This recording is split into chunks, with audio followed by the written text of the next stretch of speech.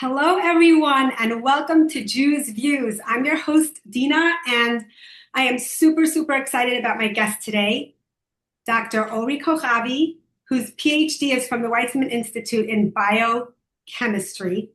Is it biochemistry or biotechnology? Biochemistry. Biochemistry, okay. And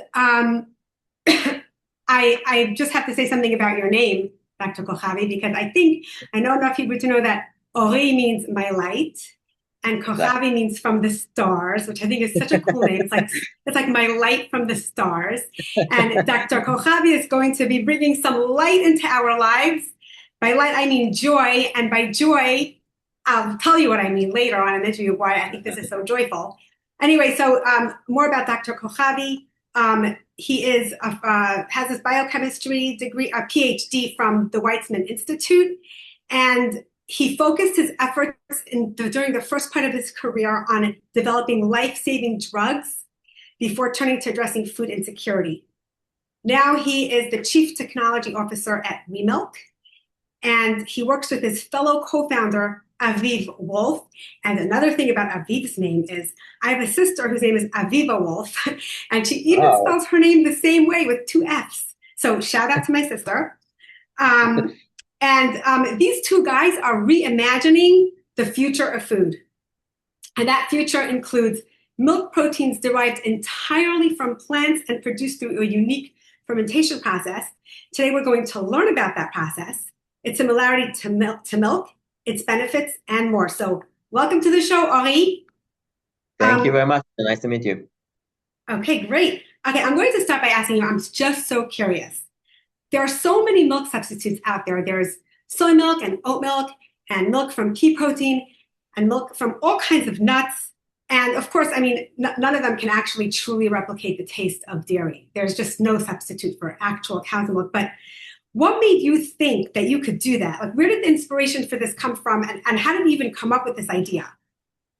So, it all started about 6 years ago when I met Aviv. So, like you said, I came from the world of biotechnology, of developing drugs by using biotechnology. And frankly, so I never thought I would, do something regarding food. It was kind of not very similar, or not even on my mindset. However, when I met Aviv, he had this notion of perhaps doing something around food, and more specifically around dairy. And the reason being is that, as you said correctly, you have substitute today, like soy or almond or oat, but none of them is actually dairy, right? So nowadays, what you have, or until recently, you had two choices. Either you had milk from cow, which I must say is a much better tasting product for most people, but it does raise concern around health issues, around cholesterol, lactose, hormones, and other issues as well. So it's perceived today as something somewhat problematic around the health, especially, I would say. And not talking about the power of world, we can discuss it later. That's But coming up, don't worry. that's coming up, I'm sure. And Yeah, and, yes. uh, and you do have the alternative world, but again, they fall short mostly on their taste and functionality. So they don't taste the same, they don't foam the same, they don't hold up pure coffee the same, and many of them also has some health issues as well, because they tend to be higher in sugar. They tend to contain refined oils, and so they're not a very good solution. And we said, before going into the technology and how we did it, we said, okay, there's a real issue here. There's a real problem for many people around the world, which is not solved. And this is the exact tension between the milk and the alternative world. So it's like, you can think about it like a guilt versus pleasure, right? So you have the guilt around the milk, but you have the pleasure associated with it, and there is no good solution out there. And what we said is, what if we come up with a whole new way, a whole new approach on how to actually deliver the deliciousness and the functionality of milk, By the way, by functionality, I mean, for example, the foaming of milk and the ability to cook with it and the ability to create desserts and simply do everything like you would do with milk from cow, but without all the bad stuff or unwanted stuff in it. And from there we got to the solution that we are now actually we recently put it in the market, obviously in Israel first. The solution, we actually considered a few different pathways and then decided on the current technology of how we're actually going to bring it to life.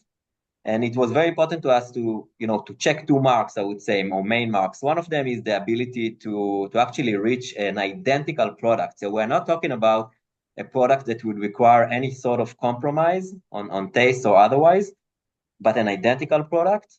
And obviously, this product needs to be accessible. It needs to be scalable. It needs to be something real. It's not a science project. It's an industry. So from this point on, we went and did most of this journey over the past 6 years was around how to mature this technology, how to develop it, and how to bring it to the market. And I must say, it took a lot of effort and quite a lot of investment in terms of money, time, team members, and building up the company in a way that has actually allowed us to reach this point. Yes. Trial and error, I'm sure. A trial and error, obviously. So Remilk, to put it in perspective, we have raised $150 million to date. Most of them went into research and development. So we are about 2/3 of the company are scientists, and all they do is come up with better ways on how to make dairy products. If it's milk, it's yogurt, cheese, ice cream, and additional products as well, and how to do it in an industrially relevant way that can actually solve this problem for many people, and in the future could actually replace the entire industry as we know it today. That's very ambitious. Yeah, obviously this will not happen. Yeah, this will not happen within a year or two. It will take some time to get there. But the technology has the potential. It's more, I would say, a matter of how you bring the industry and how you develop it in a correct manner and grow it as the market grows. So this obviously is something that will take time. It's not like a revolution that will happen in a year or two. Right. But the potential is definitely there. Can you describe the process, the technological process, but pretend that I'm 5 years old because I don't have a science brain? Great. So the first gap that we identified. So again, approaching this is the how question, right? So we have the what. The what is actually producing identical dairy products, and the how is first of all identifying where the gap lies. And early on, we identified that the main problem or the main gap relies in the protein, because what you have today in the alternative world is, as we said before, is some sort of a plant-based substitute.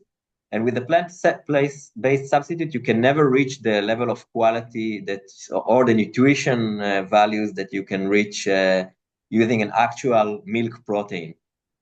And to produce, so we decided to produce this protein. So we are talking about an identical protein to what the cow is producing, and the identical protein to what you have in milk, but made completely without any cow or any other animal-based ingredient in the process. So it's a completely animal-free process. And the technology we chose, it's called precision fermentation. And basically what it means is that we use yeast. Yeast, very similar to the kind of yeast you would use to brew beer or wine or make bread. But these yeast are actually transformed. They are reprogrammed, you can say, to produce milk proteins as if they were a cow. Okay, so this is like the basis of the technology. Yeah, so the yeast, naturally it's produced its own proteins, obviously. But what we do differently is reprogram the yeast to produce identical milk proteins. And once these yeast are fermented, so we're talking about yeast, and then once we have this yeast that has the potential to produce milk protein, it's actually being fermented in these very large fermentation vessels. Again, very similar to fermentation vessels that are used to produce beer. Instead of producing alcohol in the process, we produce milk protein. Wow. Then the subsequent steps, just to finish the cycle, is that we isolate this milk protein from the fermentation process, and then use this protein as a basis actually for all the dairy products that you produce. So it doesn't matter if we produce milk or yogurt or whatever we choose to, dairy product we choose to produce. We have a very pure form of identical milk protein, which serves as a basis to all these products. And this is what actually allows us to reach these identical products, again, without using any animal-based ingredients in the process. When you turn this milk protein into milk, does it have the same composition as milk in terms of the ratio of, fat and protein and all that? All the basic components of milk, not just the milk protein. Exactly. The nice thing about this technology is that we are not limited to what the cow produces, because when you look at milk, and people in many cases ask us, is milk healthy or not healthy? So I think it's a complex question, because in milk you have obviously healthy ingredients like calcium and other minerals, vitamins, and protein, but obviously you have other ingredients that we mentioned before, such as cholesterol, lactose, right, that you wouldn't necessarily want in your body, in your dairy product. And we have the complete freedom to determine exactly what we have in our products, right? So we build the product bottom up, and we can decide on the amount of protein, the amount of fat, the amount of sugar, etc. So we don't have all the ingredients that are not wanted. We only include ingredients that are beneficial from a nutritional point of view and from a taste and function point of view. One clear example is around lactose. So, in milk you have lactose. This is what the cow produces. And it's quite a high concentration. So we have about 5% sugar, which is lactose in milk, in your milk. We replace the lactose, so we don't have any lactose at all, but we need to have this sweetness that you expect to have from your milk. So we replace it for a table sugar, a simple table sugar, just the one as we all use at home. But the nice thing about it is that we only use less than a quarter of the amount of sugar that compared to milk. And the reason is that lactose, apart from all the problems, digestion problems it causes, it's also a very low, the sweetness level is very low. So we only need a fraction of its That was amount. going to be my next question. I was going to ask you, if you put in less sugar, does it affect the taste? But now you're saying that it won't. Exactly, and the beauty of it is that you can reach the same level of sweetness, but using much less sugar in your product. And actually, people are aware of lactose, but sometimes people are not aware of the amount of sugar that they actually consume, and it's quite significant when talking about milk and also other dairy products as well. So we have a very good solution for this, and this is just one example. When you look at other constituents, for example, like vitamins, so we simply add vitamins to our products. It's very simple. Calcium. Just as you, sorry? Calcium. Calcium, exactly. So we actually have an enriched calcium content. So it's even higher than what you get in milk. Vitamin D, for example, as well as other vitamins. And even the fat content that we use is a very healthy makeup of the right types of fats. It was, the recipe was actually built together with the nutritionists. So you don't include any cholesterol or any, basically you decide how your product is going to taste and what the nutritional values will be. And we try to pack as many benefits obviously from the taste, but also from the nutritional side into the product. So having the good stuff, not having the bad stuff inside. And can you get whole milk, 2% milk, like things that are comparable to that? Like I only like to use whole milk, so I can get the whole milk version. Yeah. Exactly. Okay. So again, they are totally up to us. For example, for the Israeli market, we came out with a product that has 3% fat, because this is like the most common type of milk that we have here in Israel. But definitely you can decide if it's 2%, 3%, whatever you choose to do. I mean, it's totally up to you. I mean, once we decide, for example, to to introduce the product into the US, we might decide to tweak the product to fit better into the local expectations, let's say. So right. the whole idea is to give the consumer something that's they don't feel like they need to change anything, right? So you can handle it exactly the same way that you would with dairy, with cow-based milk, only with our products instead. Okay. I have a whole bunch of questions about the products, but first I want to talk about the benefits. So there are different categories of benefits. So can you address the environmental impact of this plant-based cow's milk? Yeah, so this is a dramatic feature of the product. I mean, and when I say dramatic, I mean 90% reduction in greenhouse gas emission if you compare it to cow milk. We also take a lot less space because the cows need a lot of area to grow food for the cow, actually. And we simply don't take it because the entire process is being done in fermentation facilities. And the fermenters are, they're quite tall. It's a few stories high vessel made of stainless steel. Oh, And wow, that's big. simply, yeah, so the area that they actually sit on or occupy is very, very small compared to what you Right. need to grow, to grow a cow and support it. It's quite a load on the environment. So this is a dramatic shift. So it would cut greenhouse gases, it would save land. Those are like the two main areas for the Yes, environment. Um, what are the benefits economically? economically. Yeah. Yeah. So what we see in the dairy, like the traditional dairy industries, is that the cost of the prices of milk, they keep going up. And we also start to see problem with the supply chain of milk.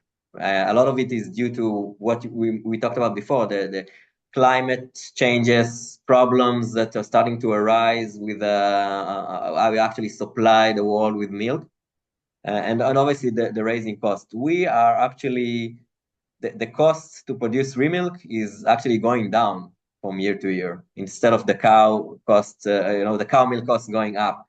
So our process is so efficient because a yeast is a very, very efficient organism compared to cow.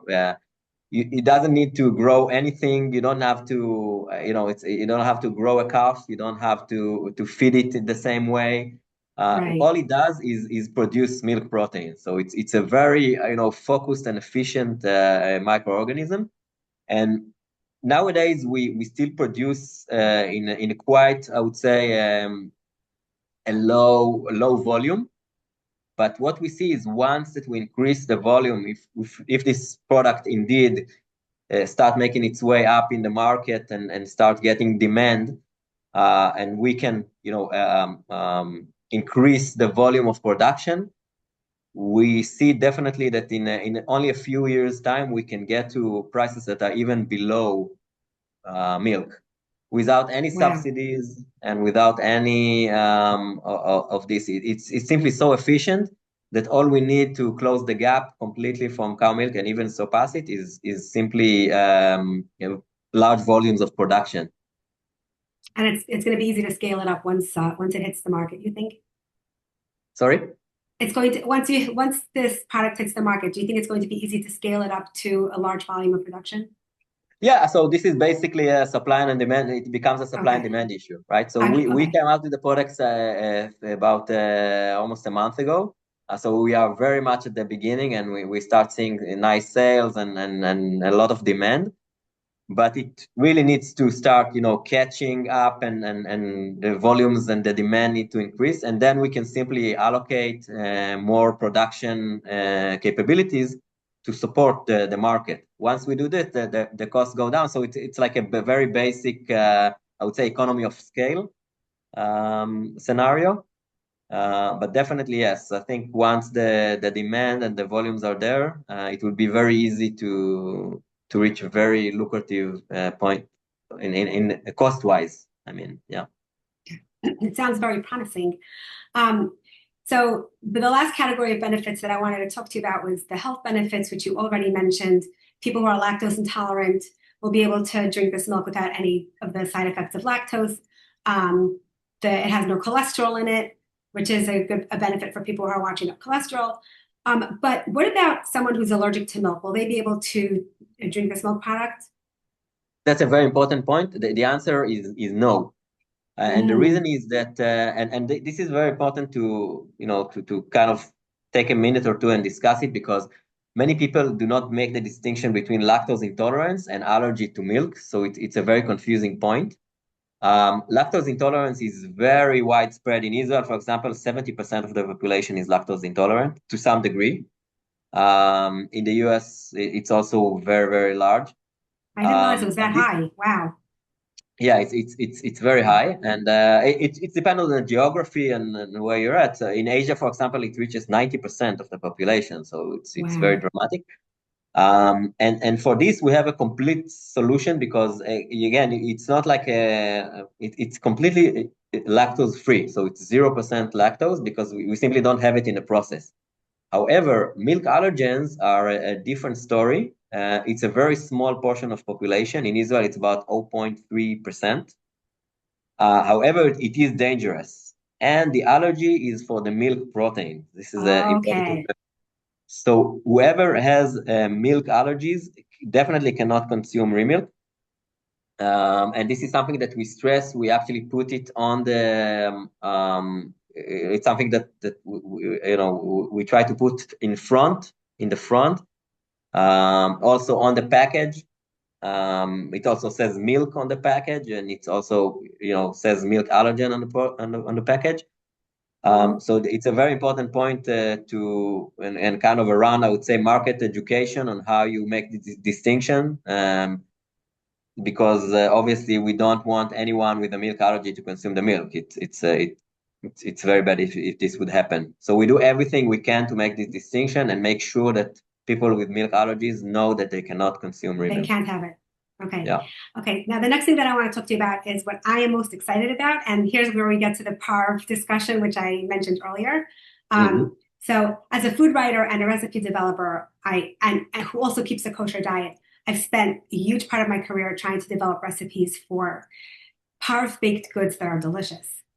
But it's hard because you can't replicate, like I said earlier, the taste of milk. You can't replicate the taste of butter. So besides for milk, which by itself is revolutionary for PARV baking, are there other products that you're looking to develop, like powdered milk, condensed milk? Well, even more so, what I'm really interested in finding out, heavy cream, butter, cream cheese, things like that. Yeah. So the answer is shortly yes. I mean, we do have a line of products other than milk. The milk, by the way, you can cook with it, you can bake with it, you can foam it, froth it. And you can use it for dessert, for example, or any other application. You can bake. So basically, you can do anything you do with milk, and the same goes for other products as well. So now we already have very good cream cheese. We have baked, and other people outside of Remilk have already used it to bake, for example, cakes, cheesecake, for example, yes, and there also we also have yogurt, plain and flavored yogurts. So you can use all of these products to again cook, bake, and do everything, and reach the exact same result as you would. So it's the first time I think that I know of that you can make a PARV, for example, dessert, which tastes exactly, so zero compromise. It tastes exactly like a dairy-based or cow-based dessert. Regarding other products, they are also under development. So we are also developing heavy cream as well as other products as well that are very important for, obviously, as you know, for baking and cooking. Yeah, so it's just a matter of focus, where we put our focus in terms of product development at the end of the day. Yeah, I'm really excited about the butter and the heavy cream Yeah. because I have to use all these substitutes when I do parve baking. So using butter that, vegan butter that actually tastes like butter is so exciting to me. Heavy cream that whips up like regular heavy cream and doesn't taste weird or chemically. I'm just so excited about that. Yeah, Um, so yeah, heavy cream is closer. Butter, we actually don't have nowadays a butter product. The reason is that butter is based more on fat than on protein, so it's mostly a fatty product, obviously. It's definitely something that we can get into somewhere in the near future, but the products that I mentioned are really either completely ready or under making, so they are close to being realized. So I think it will already give a fairly good cover of a lot of applications that need to be powered. By the way, in Israel, we also work with hotels, cafes, restaurants, and they are already trying to incorporate power desserts into their menus, because these places are mostly they mostly serve meat, and then the issue is that they cannot serve you your cappuccino at the end of the dinner, right? The or proper ice cream, cappuccino or ice cream, and they cannot serve you I don't know if it's creme brulee or whatever you right? want. So this solves a major issue for them, and this is, I think, can be sounds like it's very interesting for you and most of the Very, Jewish population in general. yes, In Israel, I'm not sure about the situation in the US, but in Israel, 60% of the Jewish population does not mix dairy and meat. So it's a huge portion of huge. the population Yeah, that is yeah. just waiting for these solutions. And It's the much, reason much smaller here. The it's much percentage more, of much smaller, yes. yes, The obviously. percentage of the Jewish population that doesn't mix milk and meat is definitely smaller, but there's definitely it's significant. Um, Yeah. so you can replicate the milk protein, but you can't really replicate the milk fat. Is that right? So we can, but it really depends on the application. For example, the fat content or the fat makeup of milk in our products, it's not the same as the fat content or makeup in, for example, cream cheese. So we actually tailor make the fat part to really be specific to the target that we are reaching, and they are not the same between products, right? So cream cheese, for example, it has to be, it has to have the texture of the cream cheese and obviously the taste, and it has to be spreadable. So it needs some sort of a unique recipe, including the fat part. And for the milk, it needs to obviously have the taste, but also form properly and have this other, I would say, attributes of milk. Um, so we do view it as each product individually. In the dairy industry, what you do, you have milk, and from there you use it to produce different products and the different processing that you do for the milk, but you cannot really play with it too much. So you use what you get from the cow, Right, basically. right. And because we have the opportunity to do things otherwise, like I said, from the bottom up, it also gives us the opportunity to be very efficient on how we actually build up the product. Okay. So now another food question, product question really, is about cheese, because hard cheeses, because what that's really missing from the vegan market. Mhm. Hard cheese that tastes like cheese, that melts like cheese. Is that something that you see yourselves developing? So not immediately, because the reason is that we produce a part of the milk protein that allows us to go anywhere between milk up until semi-hard cheeses. So this is the products that we can reach today. To reach hard cheeses, we need another type of milk protein that we do not Okay. produce today at scale. So in essence, it's possible. In principle, it's possible. But for the first, I would say, year or two from now, we will probably not touch the hard cheeses part, simply because of company focus. So we are very much focused on these types of products that I just mentioned. It's a huge market, and there's a lot of work to do Yes. over there. I think in the future we can definitely consider producing the other protein that actually allows you to produce hard cheeses that can melt and stretch and all. Okay, wow, it all sounds amazing. So the most important question for me is, when is this coming to the United States? Oh, that's a very good question.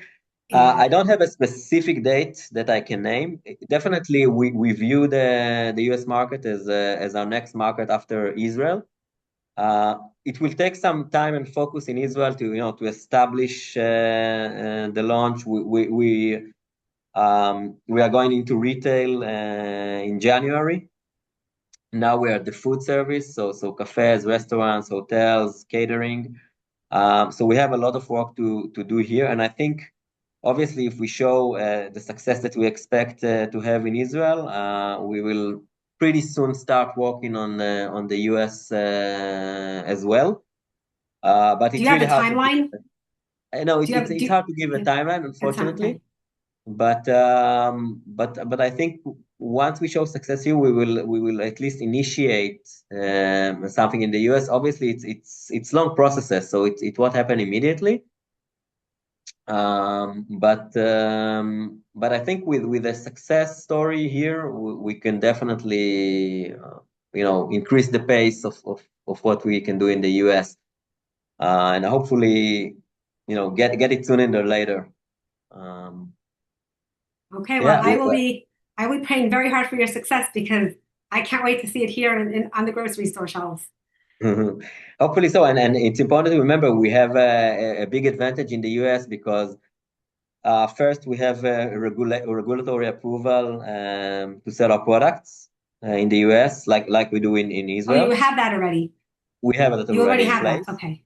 Yes. So nowadays we actually have four regions in which you can sell: Israel, US, Canada, and Singapore, and we are working on additional countries, additional territories to get a regulatory approval. But the US, we are completely covered, so we can, in principle, start selling tomorrow morning.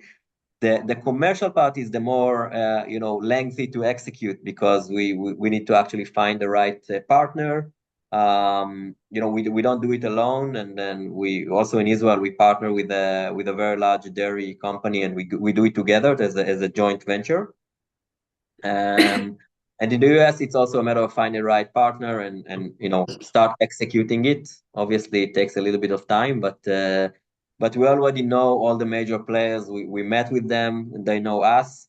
So the groundwork is already there. It's a question of how long it will take to actually execute it, Right. and in Right. what strategy. Where do we start? How do we start? So there are a lot of questions that need to be answered, but I think the ground work or the basis is already there. So we don't expect it to take years. We expect it to take less than that. Oh, But okay. but unfortunately, I can't really. I don't want to say it will take a year or it will take because Right. simply I don't know Okay. at That's this fair. point. That's fair. So, this has been super informative. I think that your product is going to bring a lot of light and joy into the lives of people who are lactose intolerant, people who are vegan, and especially people who keep kosher. That's like super exciting to be able to have coffee right after a meat meal. It's just very exciting to a lot of people. So, thank you so much for your time today. This was really incredible. Happily, thank you for interviewing me. And yeah, and then we'll keep in touch. And if there is something happening in the US, I'll drop you an email or a call, and can Absolutely. Thank you so much. thank you.